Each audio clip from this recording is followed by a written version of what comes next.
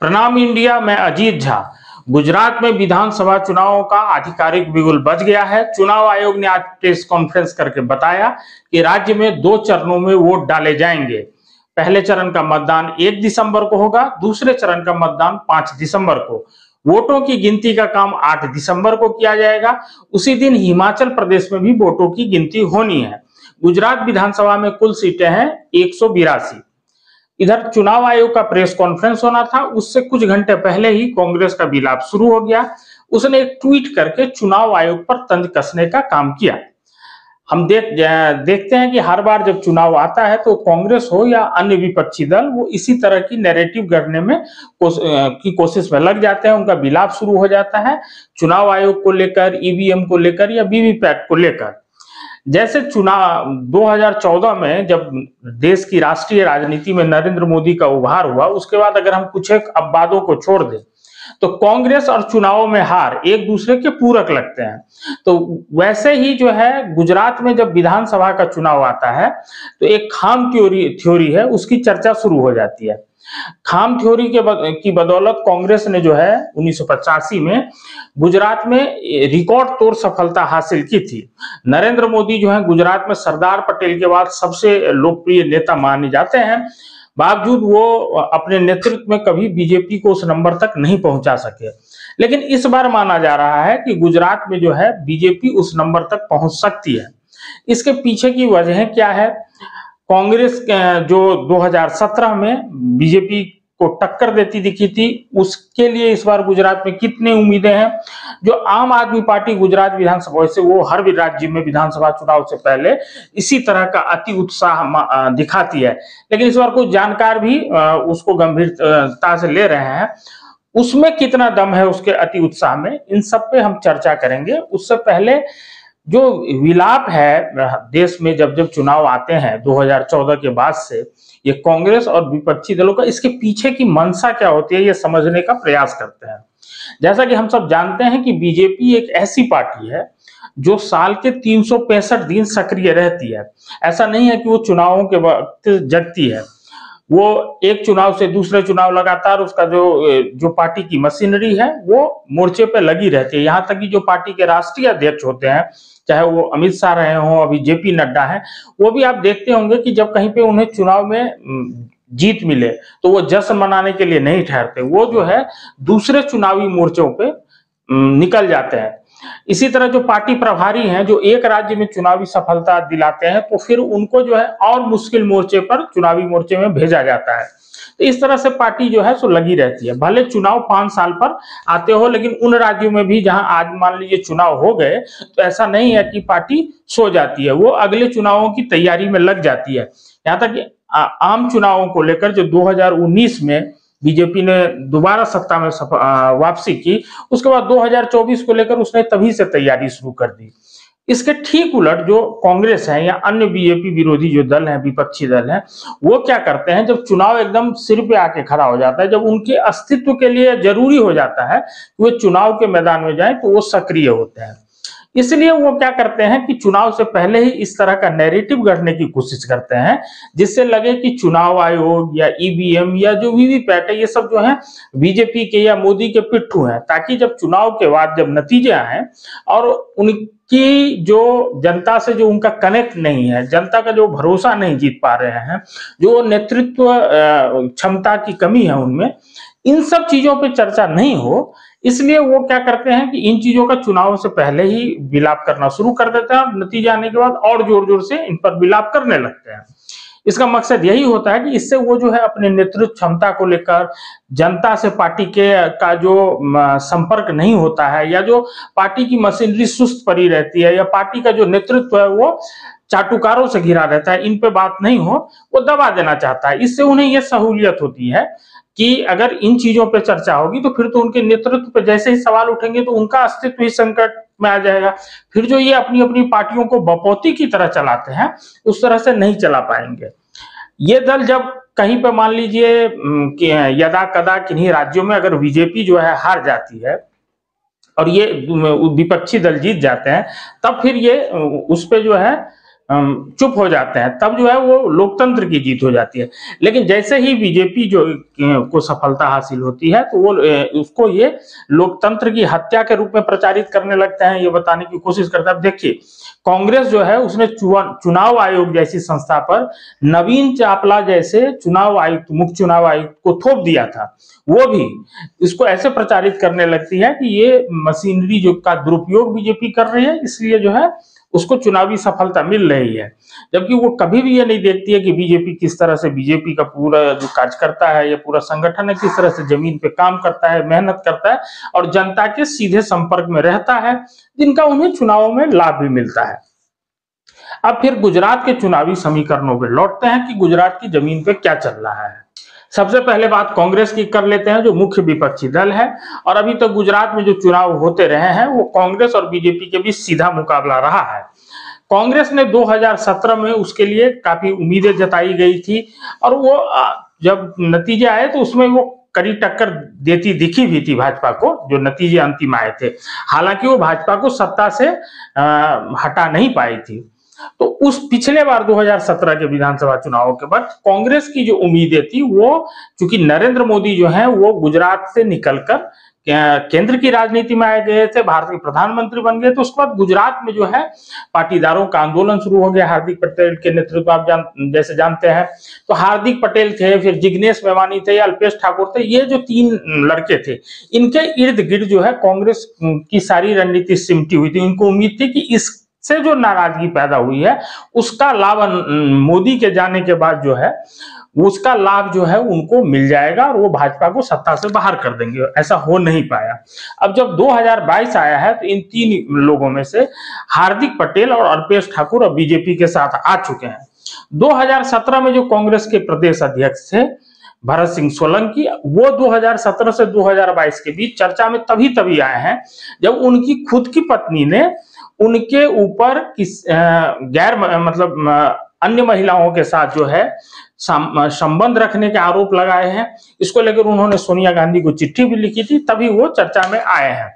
वो गुजरात के जो है पार्टी के 2017 में प्रदेश का नेतृत्व संभाल रहे थे। अभी जो है गुजरात के चुनाव प्रभारी जो है कांग्रेस के, वो हैं अशोक गहलोत। वो पिछले 2017 के चुनावों में भी लगे हुए थे लगातार, लेकिन वो जो है चुनाव की रणनीति बनाने के लिए, गुजरात के चुनाव की रणनीति बनाने की जगह राजस्थान में अपनी कुर्सी कैसी उनकी बची रही उसमें वो व्यस्त है। तो कुल मिलाकर अभी तक स्थिति यह है कि जमीन पे कांग्रेस के संगठन की आज आधिकारिक ऐलान हो गया है। उससे पहले ही भाजपा ने या आम आदमी पार्टी ने, कई बार अरविंद केजरीवाल भी जा चुके हैं गुजरात, जिस तरह से जमीन पे सक्रिय दिखती है चुनाव को लेकर, कांग्रेस उस तरह से सक्रिय नहीं दिखती है। जो कुछ सक्रियता दिखती है वो स्थानीय जो कार्यकर्ता है, नेतृत्व है, उसके भरोसे है। कोई बड़ा नेता अभी तक गया भी नहीं है राज्य में इस बार। तो लगता है कि जमीन पे कांग्रेस गायब है और वो एक तरह से सरेंडर भी कर चुकी है। उसको पता है कि हम जो है सो हार तय है, बीजेपी की सत्ता में वापसी को रोकना मुश्किल है। अब सवाल है कि क्या कांग्रेस ऐसी स्थिति में वहां मुख्य विपक्षी दल रह भी पाएगी, क्योंकि इसी सवाल को का जवाब खोजते हैं तो आम आदमी पार्टी के अति उत्साह का कारण पता चलता है। वैसे हम जानते हैं कि किसी भी राज्य में विधानसभा चुनाव होने हो, आम आदमी पार्टी हवाई दावे करती रहती है, जैसे वो गुजरात को लेकर भी अभी कर रही है। लेकिन गुजरात में जो सूरत नगर निगम के चुनाव हुए थे वहां पे कांग्रेस को जो है आम आदमी पार्टी ने पीछे छोड़ दिया था।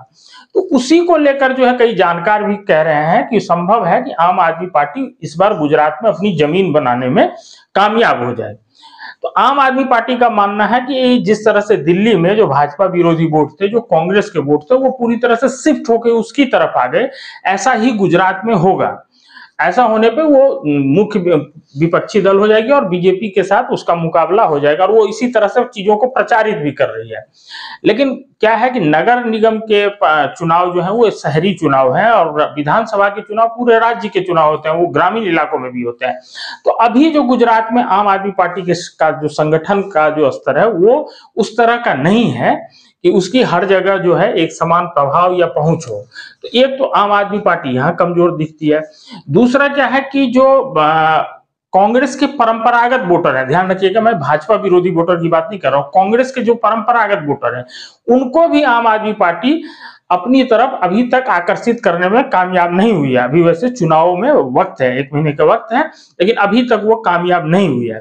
तीसरा क्या है कि वहां पे जो उसके प्रदेश अध्यक्ष हैं गोपाल इटालिया, वो उनके हिंदू फोबिक बयान भी जो है बीच बीच में सामने आते रहते हैं, और उनकी जो हिंदू फोबिक छवि है उसका भी पार्टी को वहां पे नुकसान होता दिख रहा है। तो कुल मिला के आम आदमी पार्टी के लिए गुजरात में जो स्थिति बताई जा रही है आज के डेट में, वो यह है कि वो कांग्रेस मतलब भाजपा विरोधी वोटों में सेंधमारी कर सकती है, उसको शायद ही वो सीटों में बदल पाए, या एक आध सीटें कहीं आ जाए तो आ जाए, उससे ज्यादा जो है सीटों के लिहाज से आम आदमी पार्टी के लिए संभावना नहीं दिखती है। तो इसका मतलब यह है कि आज जब चुनावों का आधिकारिक ऐलान हुआ है उस समय जो गुजरात की जमीनी स्थिति है उसका यह मतलब है कि मुख्य विपक्षी दल की भूमिका में इस बार भी जब यही स्थिति अगर बनी रही तो अगले 1 महीने तक, तो फिर भी मतलब मुख्य विपक्षी दल जो है कांग्रेस ही रहेगी नंबर 2 पार्टी गुजरात में।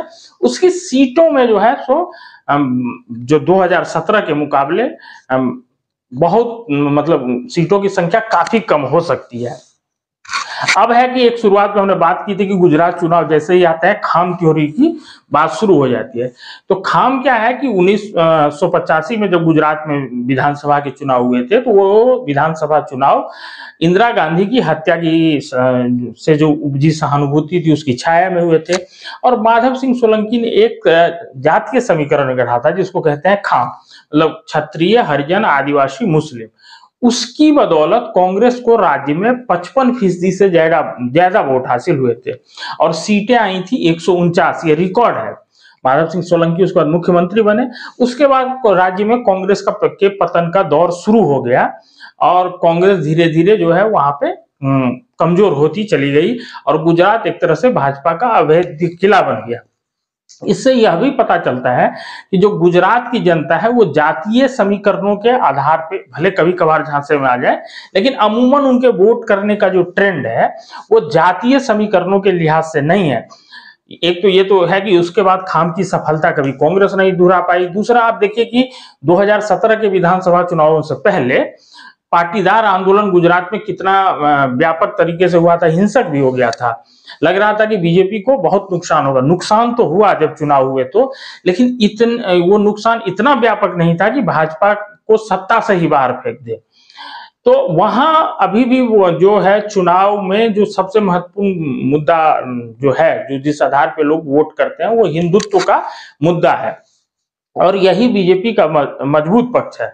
अब है कि भाजपा ने जो मिशन 150 तय कर लिया है उसमें कितना दम है और क्यों कहा जाता है कि बीजेपी इस नंबर तक पहुंच सकती है, जबकि मोदी के रहते हुए इस नंबर तक पहुंचना संभव नहीं हो पाया था। इसके पीछे की वजहों को जानने के पहले हम गुजराती ऑफ इंडिया के संपादक हैं सिद्धार्थ छाया, उनको सुनते हैं। गुजरात में इस बार ऐसे कह सकते हैं कि त्रिकोणीय जंग है, पर फिर भी मुझे ऐसा लगता है कि इस बार एक घोड़ा ही रेस में है और वो घोड़ा है बीजेपी। बीजेपी ने 2017 में एक टारगेट रखा था 150 प्लस, क्योंकि यहाँ पे 149 सबसे बड़ा आंकड़ा है अगर किसी पार्टी ने जीत ली हो गुजरात में, और वो थी 1984 में माधव सिंह सोलंकी के नेतृत्व में लड़ी गई एक इलेक्शन जिसमें सोलंकी को 149 सीट्स मिली थी, लेकिन बाद में उन्होंने आरक्षण का भूत निकाला जैन बोतल से और उनको सत्ता गंवानी पड़ी। लास्ट टाइम ऐसा था कि पाटीदार आंदोलन अपने चरम पे था और उसके इफेक्ट्स होने वाले थे बिल्कुल, फिर भी कार्यकर्ताओं का मॉरल डाउन ना हो इसलिए शायद बीजेपी ने 150 प्लस का नारा दिया, मंत्र दिया, तो जाके कहीं बीजेपी 99 तक आ सकी। इस बार ये है कि मैदान पूरा साफ है। अगर कोई बहुत बड़ी बात न हो जाए इन 1 महीने में, क्योंकि अब 1 तारीख और 5 तारीख को मतदान है, तब तक सब अपना जोर आजमाएंगे। बीजेपी भी आजमाएगी, कांग्रेस भी, और आम आदमी पार्टी जो कोशिश कर रही है कि वो भी रेस में है ऐसा दिखे। फिलहाल आम आदमी पार्टी ने सबसे ज्यादा तीनों में से 70 उम्मीदवारों का ये सूची निकाली है। बीजेपी और कांग्रेस ने अभी तक नाम नहीं दिए हैं। कांग्रेस कहती रही है कि हमारे नाम फाइनल हैं। जैसे ही हमारे अध्यक्ष जो नए बने हैं खड़गे जी गुजरात आएंगे, वो उसको अनुमोदन दे देंगे। लेकिन ऐसा लग रहा है कि बीजेपी ही जीतेगी 150, क्योंकि सामने एक विपक्ष है जो सबसे पुराना है, लेकिन लगता है उसका कोई मूड नहीं है चुनाव लड़ने का, या फिर वो इतना हतोत्साह है कि हम लड़ते हैं फिर भी हारते हैं। लास्ट टाइम उन्होंने काफी अच्छी फाइट दी थी, लेकिन फिर बाद में 15-20 विधायक उसका पक्ष छोड़ के बीजेपी में चले गए थे। तो मतलब जीते तो भी हार रहे हैं, ऐसा कई बार देखा गया है गुजरात में। तो पोजीशन ये है कि बीजेपी को इस बार ही रोक पाना बिल्कुल ही असंभव है।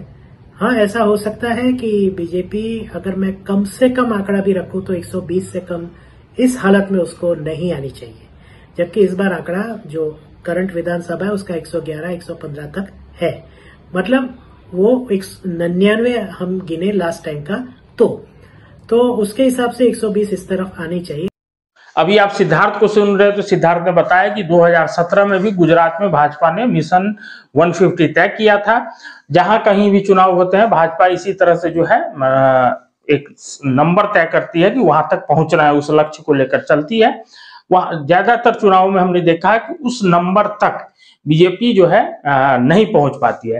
लेकिन इस रणनीति के पीछे एक वजह बताई जाती है कि वो संगठन में ऊर्जा भरना, कार्यकर्ताओं को और मेहनत करने के लिए प्रेरित करना, क्योंकि उससे जो है सीटें बढ़े। भले उस नंबर तक आप नहीं पहुंचे, लेकिन सीटों का कहीं ना कहीं फायदा हो, या वोटों का जो है शेयर कहीं ना कहीं बढ़े।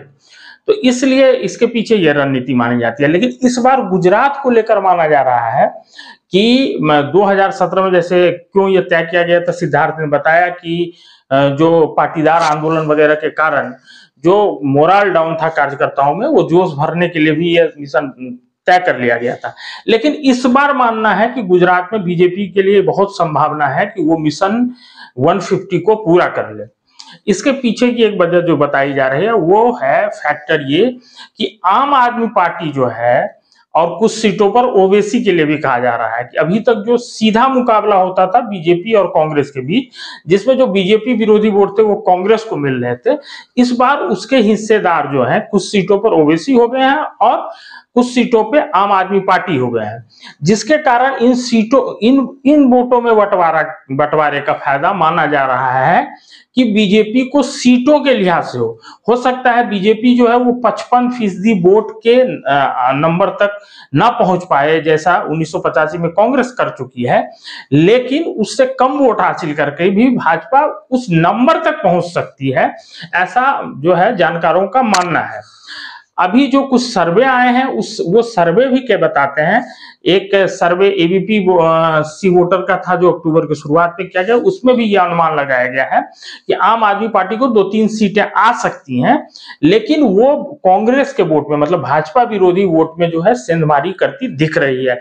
इससे कांग्रेस को नुकसान उठाना पड़ सकता है और इसका फायदा बीजेपी को मिल सकता है। इसी तरह जो है टाइम्स नाउ नव भारत का सर्वे था, उसमें भी बीजेपी को 48% तक वोट मिलने का अनुमान लगाया गया है।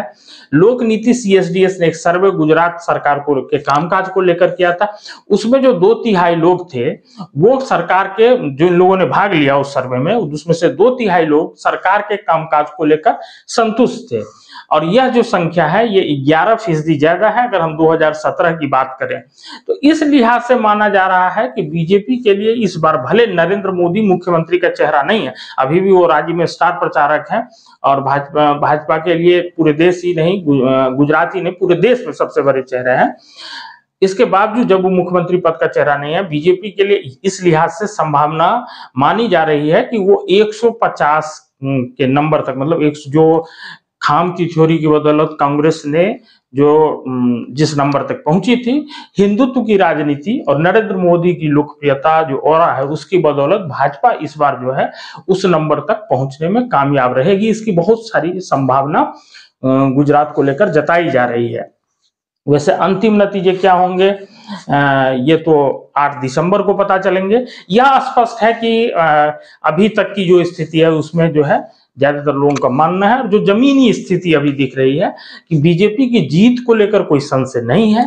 ये नंबर कितना किस नंबर तक बीजेपी पहुंचेगी ये जो है एक सवाल है जो इस चुनाव को रोचक बनाता है। जैसे पिछले चुनाव में जो था कि अल्पेश, हार्दिक या जिग्नेश के कारण वो चुनाव रोचक हो गया था गुजरात का, वो कितना नुकसान करेंगे ये नतीजे आने तक जो है सो सही आकलन करना मुश्किल था। इसलिए इस बार जो है उसी तरह आप कितना असर छोड़ पाती है ये पता करना पूरी तरह से मुमकिन तौर पर नहीं कहा जा सकता है आज की तारीख में। तो उसके कारण जो अभी जो स्थिति है ये स्थिति चुनाव को रोचक भी बनाती है, और उस स्थिति के कारण यह लगता है कि अगर आप ज्यादा असर छोड़ पाती है तो अपनी सीटें उसकी शायद ही ना आए, खाता खुले या खाता खुल जाए तो एक आध सीटें भले आ जाए, लेकिन बीजेपी को बड़ा फायदा दे जाएगी सीटों के लिहाज से। अगर नहीं होता है, असर नहीं छोड़ती है, तब भी जो है वो बीजेपी की सत्ता में आसानी से वापसी तय है। दूसरे नंबर पे कांग्रेस की जो स्थिति है उसको भी इन चुनावों में खतरा नहीं दिख रहा है, लेकिन अगर आप वहां पे उसके वोट काटने में सफल रहती है तो भविष्य में गुजरात भी एक ऐसा राज्य हो जाएगा जो कांग्रेस मुक्त ही हो जाएगी एक तरह से। आज के लिए इतना ही। आप हमें ये बताते रहिए कि गुजरात को लेकर आप किन चीजों को जानना चाहते हैं। आप अपने सवाल हमें कमेंट बॉक्स में भेज सकते हैं। आप अगर किसी विशेष सीट के बारे में भी जानना चाहते हैं तो आप उसके बारे में भी हमें बता सकते हैं। जो ऑफ इंडिया गुजराती के रिपोर्टर्स हैं वो उन सीटों पर जाकर आपके सवालों का जो है जवाब तलाशने की कोशिश करेंगे। जैसे जैसे ये चुनाव प्रक्रिया आगे बढ़ती जाएगी, जमीन से भी जो हमारे पास इनपुट आएंगे वो भी हम आपके लिए लेकर आते रहेंगे। प्रणाम।